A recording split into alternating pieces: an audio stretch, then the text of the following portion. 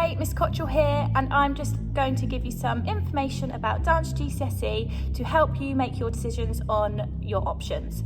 So, Dance GCSE involves both practical and theory work. You will have 5 lessons, 4 of which will be practical based and 1 of which will be theory.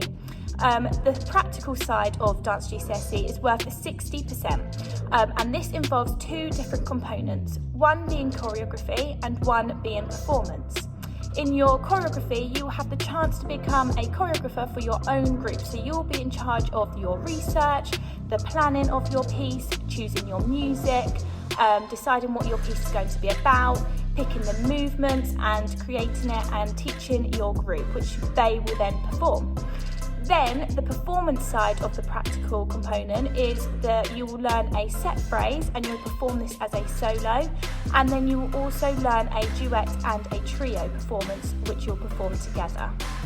Then the theory side of Dance GCSE is worth 40%, and this is a written exam over 90 minutes, and this will cover topics and elements based around safe dance practice, the performance, choreography, but it also involves analysing costumes, lighting, set design, different movements, choreographic intentions and meaning behind 6 different professional dance works which you will study across the 3 years.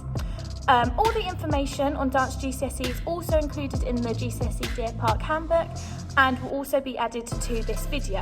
Please ask if you have any more questions, but for now I hope you enjoyed this video and I hope you opt for dance.